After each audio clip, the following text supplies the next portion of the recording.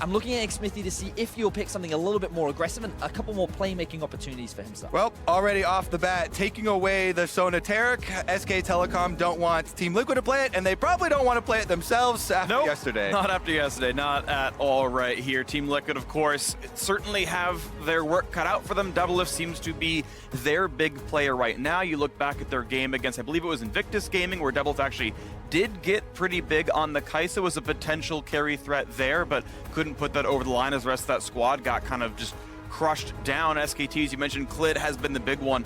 And as we wait to see no jungle bans against him aside from the Rek'Sai, he might just take over. And again, look at the difference in champion select for this matchup between these two teams as compared to all these other ones at MSI. So many of those flexible picks are getting through because there are more important target bans here. You know, they're taking out the Zoe in addition, targeting Jensen in the mid lane. Rek'Sai there was the champion that Klid had that 7-0 game on where he really dominated. So a little bit of adjustments already.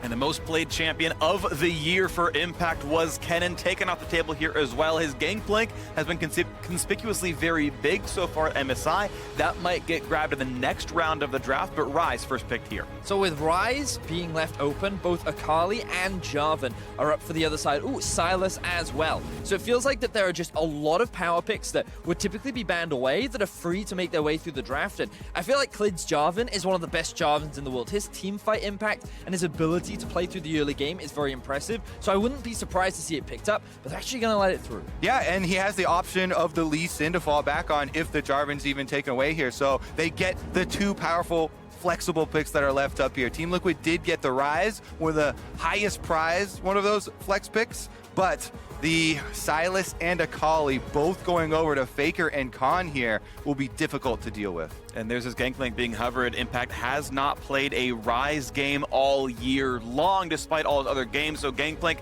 grabbed right off the top. We now know Jensen's playing that one, so it's not flexible for TL. We know exactly where both these champs are going. SKT can make sure they prefer which one of those two matchups, the Sylas and Akali, but that's the solo lane's locked in at the very beginning. It's no longer flexible. This is rigid.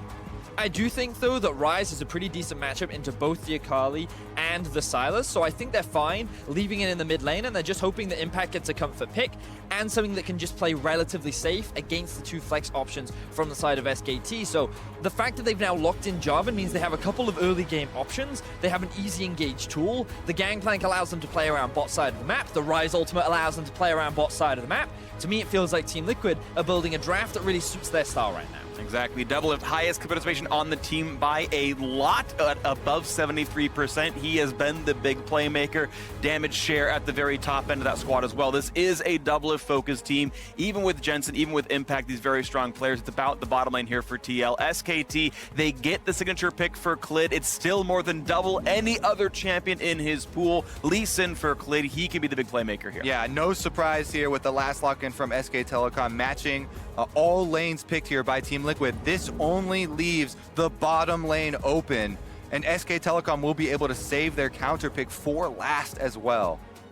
This means that they are looking at a potential support counter pick.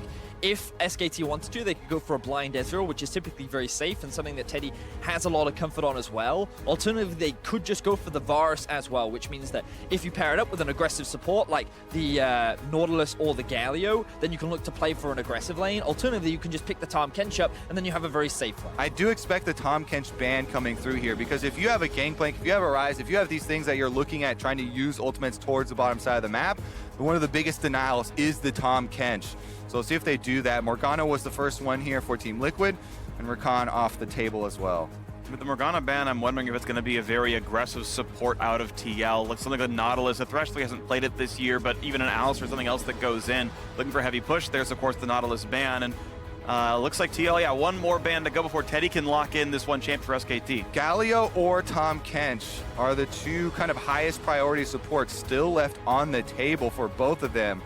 Again, I think the Tahm Kench is probably the better ban here for the Team Liquid side, but we shall see if they have an answer. The thing is, then you leave the Galio open, right? And then you question what you then pick into the Galio with both the Morgana and the Nautilus left. So it looks like they're trying to leave everything open.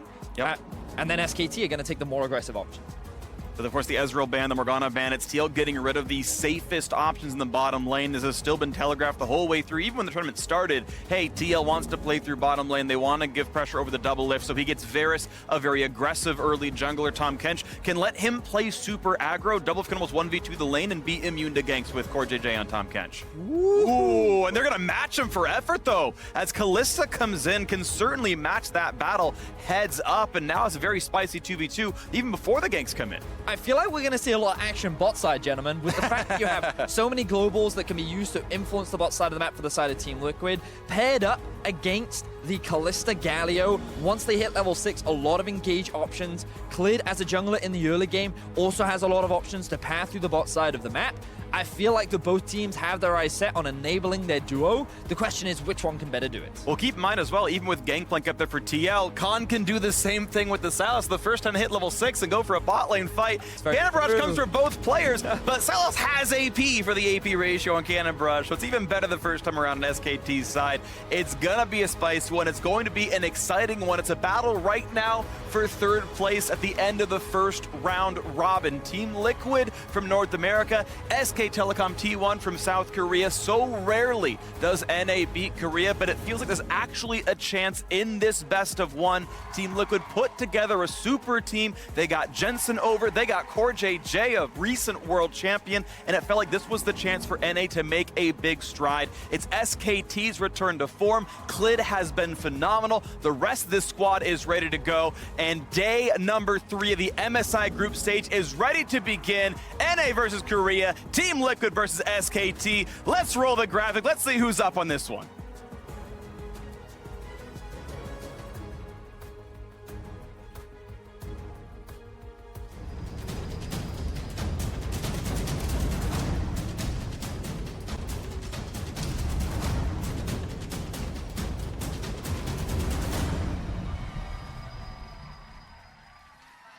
A return to form for SK Telecom T1 on the red side, and a hopeful showing of greatness here for Team Liquid. Faker back on a world stage here at MSI 2019 with his new look team, new players around him, faces you have seen before, facing now against Team Liquid. Exactly. Team Liquid, the team North America built for international success. Steve trying to make upgrades even after back-to-back North American LCS title victories was all made for this moment. Adding Jensen, adding Core JJ, definitely has strengthened the team overall, but they need to provide results on the international stage. Speaking of Jensen, he's actually chosen to run the Comet in this matchup up against the Akali rather than the Phase Rush. A little bit surprising considering how mobile the Akali is and how devastating she can be at level 6, but it looks like he's going to go for a little bit more of a laning rune choice, try to poke that Akali out and have a little bit more pressure in the early game. Instead he puts the Trinket Ward down. They would be able to stab TL if they came down after the red buff, but instead, I believe they actually know that TL is going for this little brush play right here, and Mata and Core JJ just facing off. Now, in the early game, very important to have early information on enemy jungler pathing. As you can see, there is a ward here by SK Telecom on the blue buff of Team Liquid, so they know for sure that Xmithie's starting on the bottom side with no leash on the Jarvan.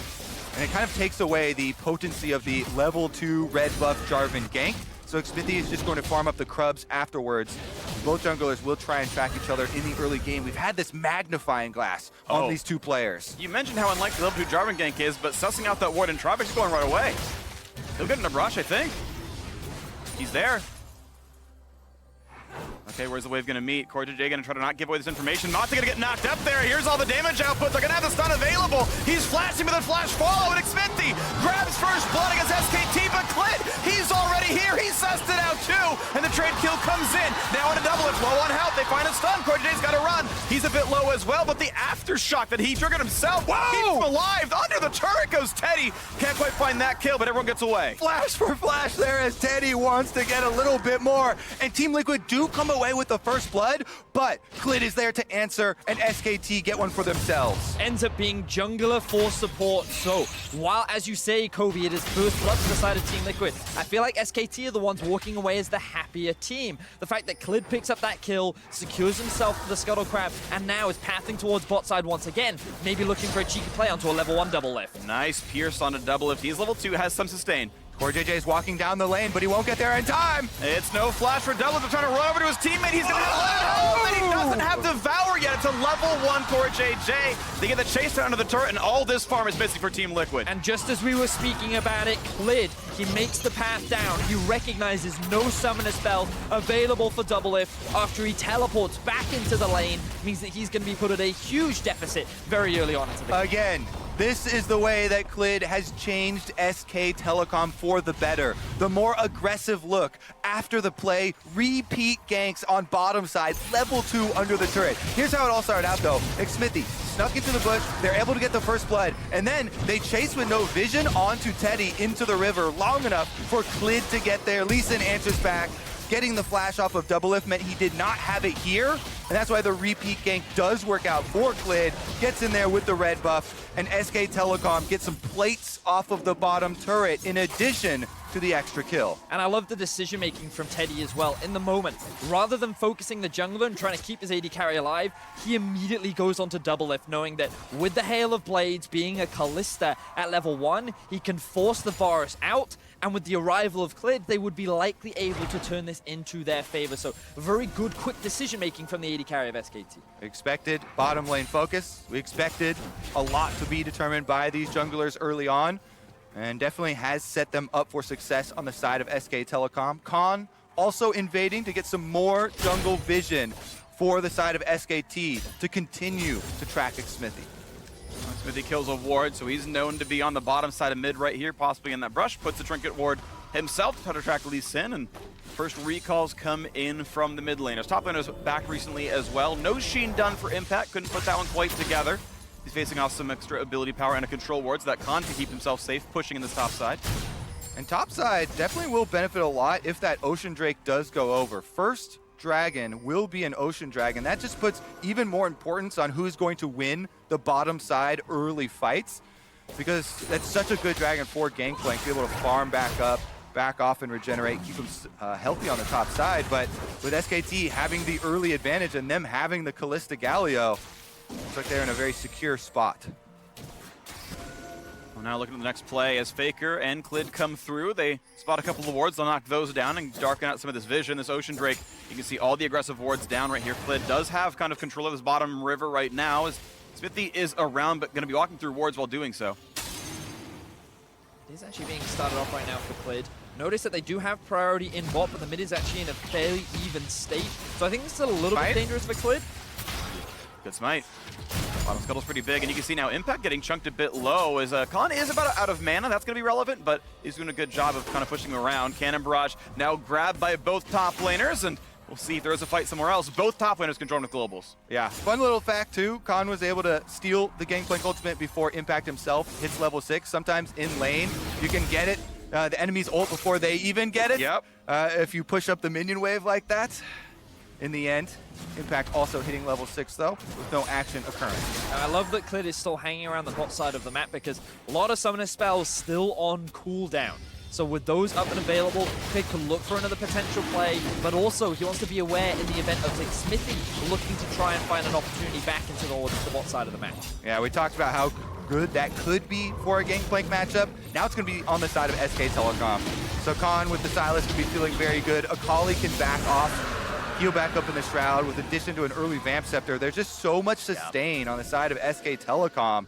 They're feeling very good about those early moments we saw on the bottom side of the map. Yep, absolutely huge for SKT. A 7-minute Ocean Drake means so much for winning a game. It makes the laning phase almost just fruitless for TL to try to get any harassed down. We can watch the bot lane continue to fight on back and forth. Doublelift licking his wounds within 15 CS after a pretty catastrophic early start. That death under his turret was very rough. And even now, look at that. Poked out yet again, and Doublelift going to lose even more this farm. A 20 CS difference, and plate number 2 goes to SKT in the bottom lane. But also a 2-level difference. The fact that Teddy's already level 6 is so devastating for the bot lane of Team Liquid. Only level 4 for Doublelift. Can't even approach the wave under his own tower.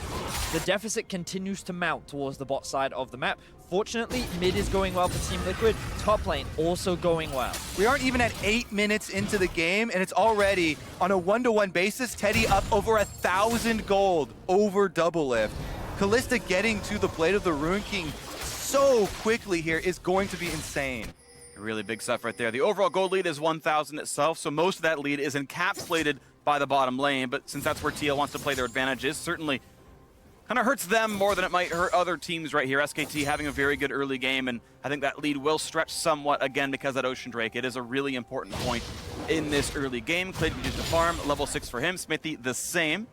Both their red smites available. Warrior on the one side, but not the Center Hook on the other, so also a power spike for the 2-kill SKT jungler. And once again, goes into that jungle, looks for something to fight, looks for something to take, and maybe he'll find himself Smithy. The flash out of the Rise first. All the damage is there. He flashes away. The cannon barrage sets it up, and a shutdown goes over to Impact, but now Smithy will drop as well. Mata claiming that kill. Yep, they're able to get the counter kill once again. Impact did use the Gangplank ultimate. Khan not using anything from the top side for Sylas, but Mata roaming over does mean they're able to answer it back. The kill, though, going to Mata is not quite where they wanted it. They would much rather have Faker on the Akali, getting to that Gunblade quicker. Also, I love the reaction speed there from Jensen. What was a ward hop into flash into kick against an Akali and Lee Sin. The fact that he could get the root out, get the shield out, and then dash out of that situation, and then allow Xmithy to then turn the gank around was a really big boon for Team Liquid, so that the support picks up the kill versus Impact on the gank. Yeah, Team Liquid setting up the counter very well. They were definitely ready for it. As you can see, Xmithy was waiting there for the counter gank, plus Impact very ready to throw out the ultimate. However, in the end, Faker and SKT still get the extra kill. Here's another look at it. With the Jarvan ult holding him in place with the Cataclysm, Gangplank ultimate did finish it off. But Faker having the second charge of execute damage for Akali is able to pick up some extra money. And this bottom side lane. Yep. is This is exactly what you want to see. This is so good out of SK Telecom. T1 Clid back down here. Plate number 4 is gone. First turret just past 10 minutes in. They are smashing through bottom lane, and it's a level of play I think people expected out of Teddy and Mata. They were so good in the LCK. They're such good players, Clid as well, and they are completely handling this 2-on-2 or 3-on-3 or 3-on-2. Yeah, I think so much of the credit should go over to Clid for getting down there in time. You know, Team Liquid did chase up into the river after getting the first kill, and that just opened it up, for the counter attack. Since that moment, it has been all bottom side. Clid returning for the second kill was the backbreaker, right? Yeah. So I think just so much credit should be given over to the jungle.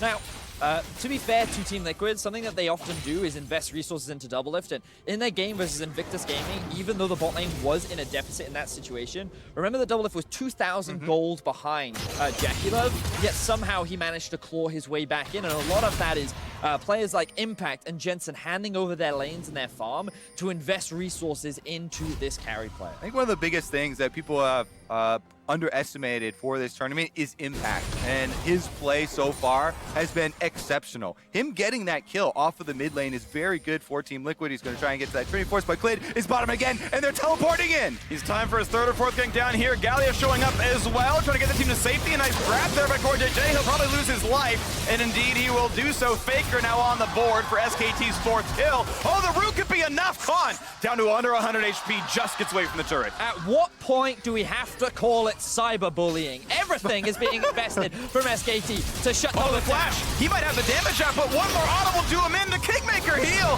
the King Slayer, and puts him back with the Varus. Still traded out. Nice piercing arrow. Doublelift does trade one in, but it's still 2 for 1 long term for SKT. Yep, they used the Gangplank ultimate for that as well. Impact tried to push up the lane on the top side and has gotten one play off the turret for everyone investing on the bottom side. Faker going in on him though. This is going to be a pretty difficult fight. Impact has a level lead, but ulti list when Faker has the cooldowns. He's going to land, eats the Origins, tries to run away. Will the double dashes come in? There's the first one. Faker could go for a little bit more damage, but no, has already burned the full charge of the ultimate. Just a friendly exchange between old teammates here as Faker says hello to Impact at the top side once again. Gives him a little taunt.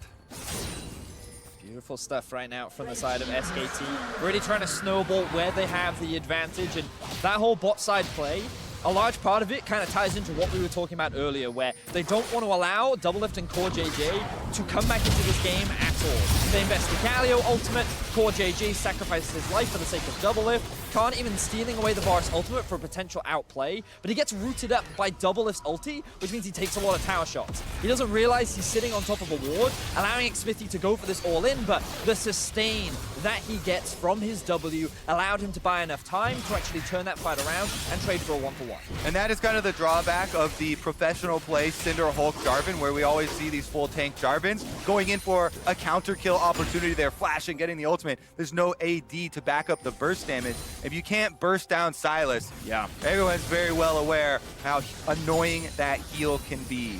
Rank 2 Kingslayer, pretty solid right there, and overall it was a trade of kills, and I guess best thing for TL, Double did pick up the kill. You mentioned, of course, a little while ago that impact has been huge, and he is, I think, right now, the one big difference maker for the TL side. He's up gold on his opponent. He's the richest person on his team, less than Teddy. Teddy's absurdly rich now and on an item and a half, but it might just be the now Trinity Force completed Gangplank that is a difference maker for Team Liquid. The big thing for me is, while I think Impact has been very good, like when I look at his Aatrox performance yesterday and I realize that he's sitting at 3-1 on this Aatrox, he couldn't really convert it into a big win. Now, admittedly, he was playing up against a level 17 Silas on caps, but my eye kind of fall on him now where the pressure is on his shoulders.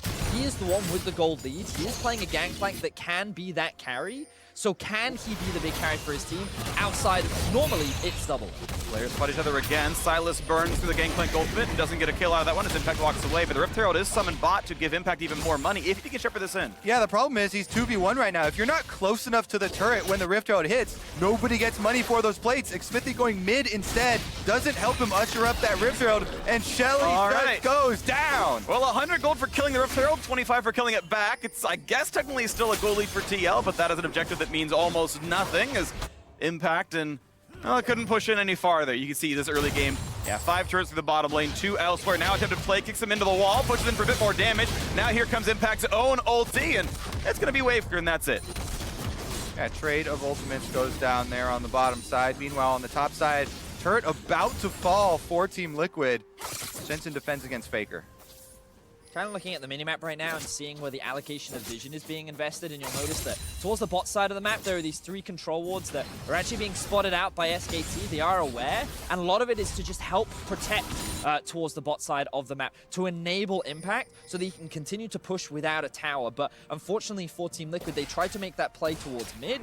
That allowed SKT to then get vision up towards top side, and that's why this top tower is slowly being chipped down, and why Team Liquid are now forced to play on the defense. And I think the biggest wild card here for Team Liquid that they need to be able to use is the Tahm Kench Abyssal Voyage.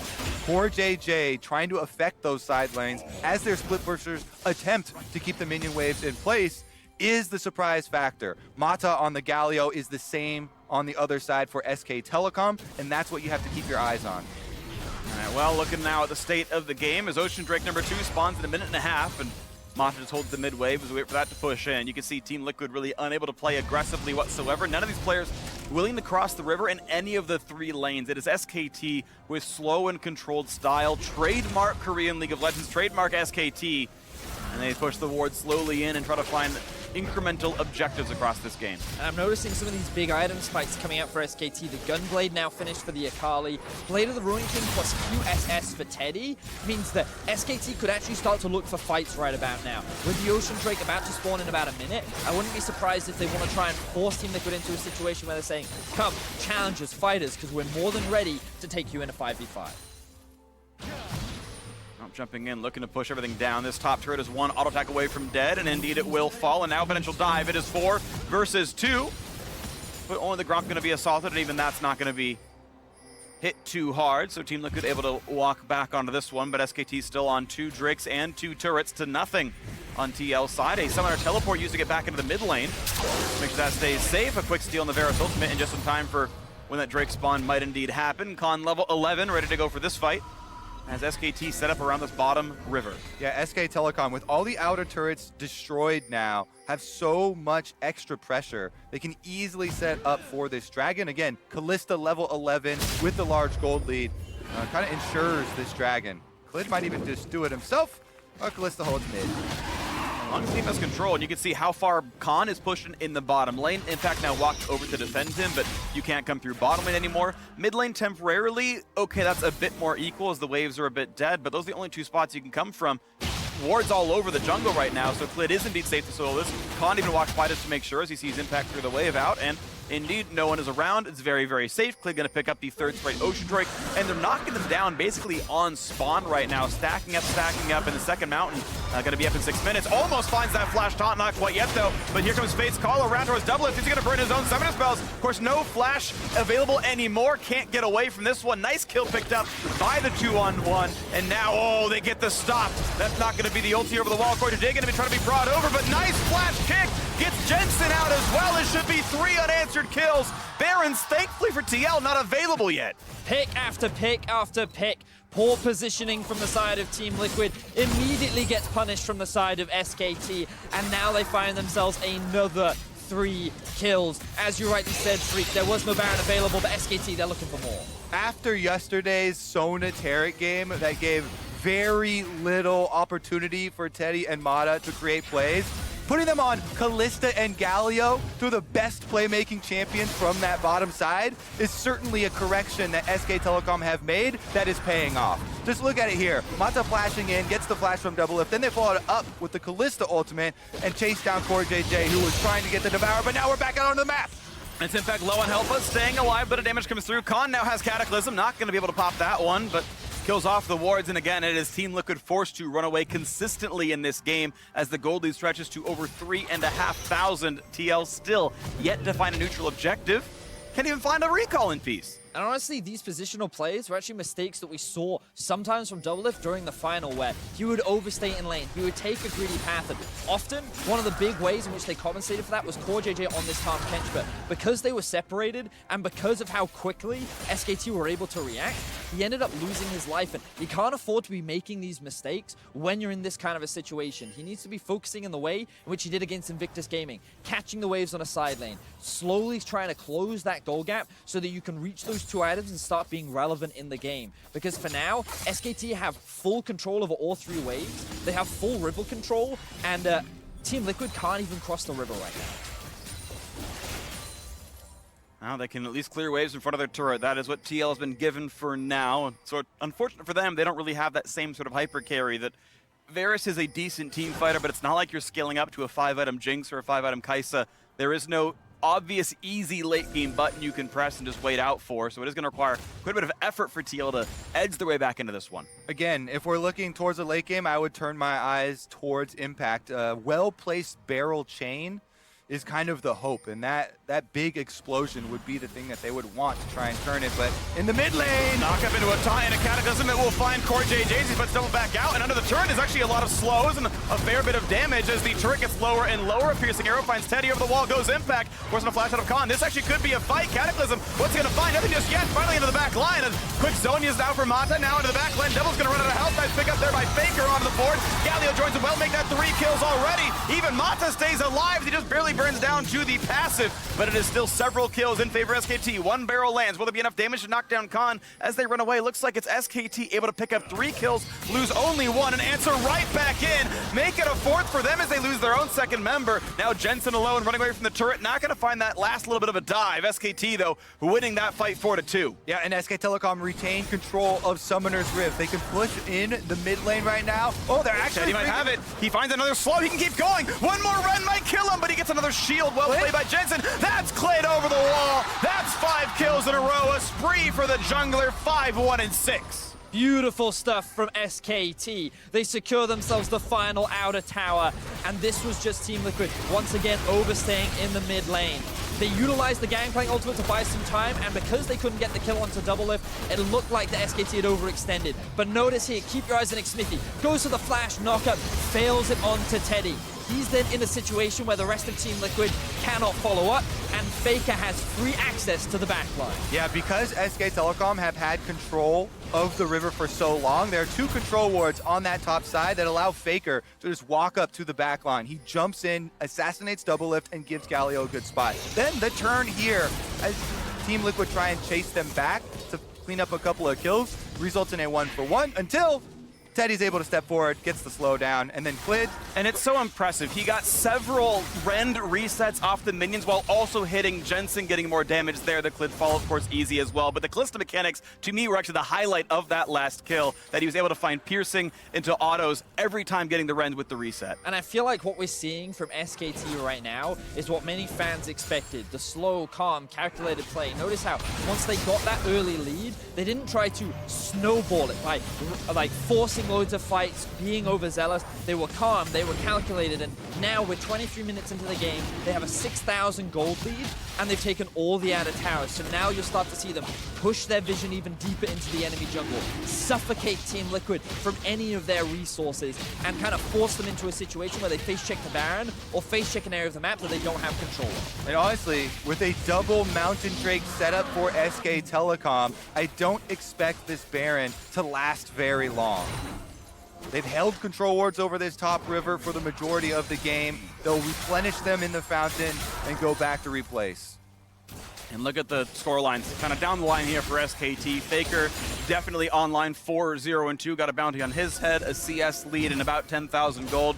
Teddy, of course, the recipient of all the early game pressure. Clid, kill leader on the squad. It's a full court press here in SKT as there are a couple of wards river right now. You know that next step is knocking those things down. Double Mountain Drake, that Baron will drop quickly as Clid will find impact. Some decent damage there. Red smites in, both halves the Q. Good barrel hits though, and a kick puts him out. That Q, does he have oranges? Does he have a way to keep himself alive? With Core JJ coming around, he'll stay alive, but Clid's still sitting on his ward. Khan coming by as well, steals a Gangplank gold. This might be a fight. Well, it looks like it's going to be a red buff steal at the very least. Nope. Yeah. Okay. Teddy grabs it. Both Harrows hit the red buff at the same time, and Teddy's the one with the extra damage. And this ties into what we were talking about. Look at all the vision towards the bot side of the map, where they're just being suffocated out. The red buff was stolen away, everything is being denied from Team Liquid, and this is the kind of calculated plays that we were talking about. SKT just continuing to push even further and further. Slow and steady is how they win this race.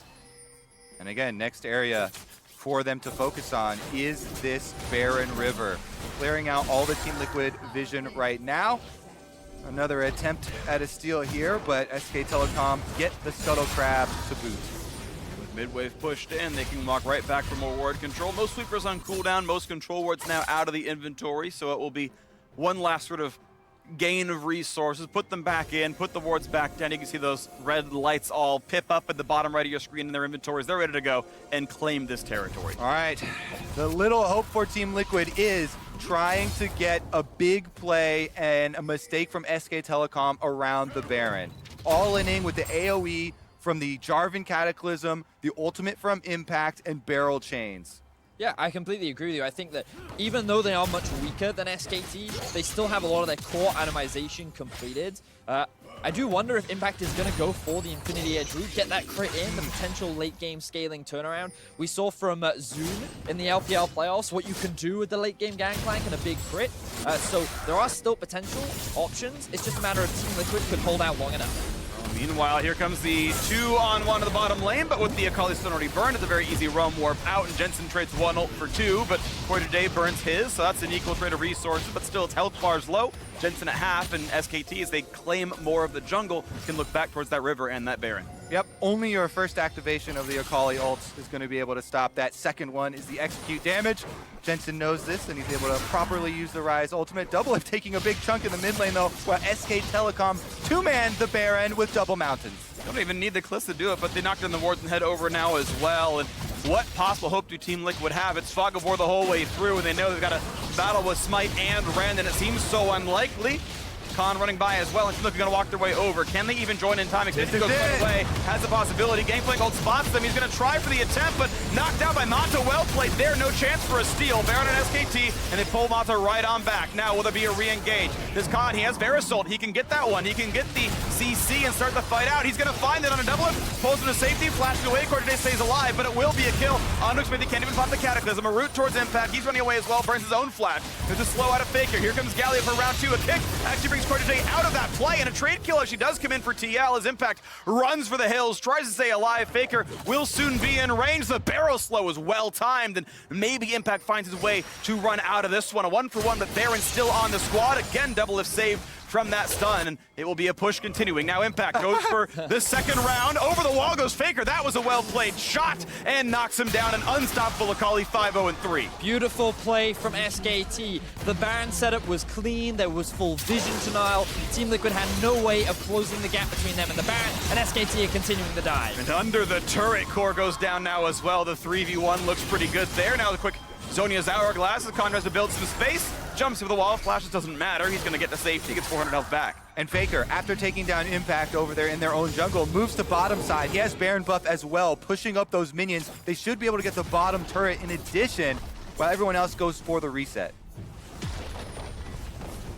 Bit of discretion there. Faker could have chosen to put a few more autos in, but didn't want to risk getting caught out. I think it's a smart choice. You got Flash and the ulti available, or not quite the ulti, but at least the Flash for Xmithie to find a knock-up, and instead takes the Krugs. We watch that fight over the Baron once again. And the thing is, for Team Liquid, this is kind of the one last hope that they're looking for, a big 5v5 fight around the Baron, but because of how much vision is denied by SKT, they have no clear path in. Doublelift ends up missing his ultimate, Xmithie can't find an avenue to start the fight, and with SKT very quickly taking down the Baron with the double mountain, they then immediately converge on the rest of Team Liquid, and it's just a matter of chasing the units down, and while it was an extended fight, they ultimately get exactly what they want. The Baron, the towers, and all the kills they could ask for. And now it's an 8,000 gold lead with Triple Mountain, and Baron still on for 80 seconds, means they can take a lot of Team Liquid's base if they ever get the chance to do so. And they got a lot of chances in this game. SKT definitely in the driver's seat here. Yeah, and especially Teddy. Look at that 4-level lead that has resulted from the bottom lane focus of Clid, getting the counter gank and then repeat tower dive. All of that just snowballed so effectively for this team and has set them up to finish off this game. And this is a really important win for SKT as well. Finishing the first round robin, they wanted to be in a position where they could end in third and potentially challenge for those top 2 spots. And getting a win against TL is definitely a big confidence boost that they need.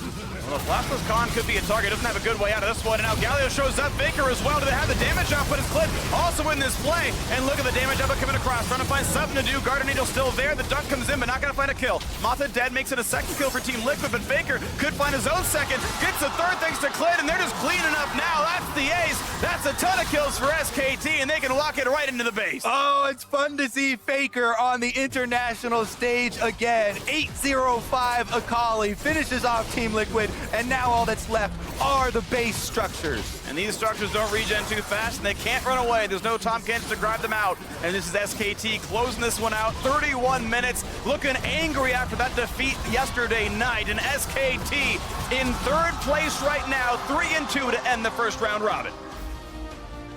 Let's go over the adjustments made by SK Telecom. After being on the receiving end of the fastest defeat in an international tournament ever, they focus on bottom side. They get some playmaking champions for Teddy and Mata, and they send Clid down for the counter. And I love the way in which Clid played this early game. He deserves so much recognition after honestly having an overall very solid tournament, doing what he could even in his defeats. I feel like that he really got to showcase today why he is a world-class jungler and really enabling his bot lane. And SKT overall just having a very clean game. Team Liquid looking for those desperate opportunities could never really amount into much. And I actually want to see from like 1 minute 30 to 2 minutes 30 again at some point, because Clid started alone in his own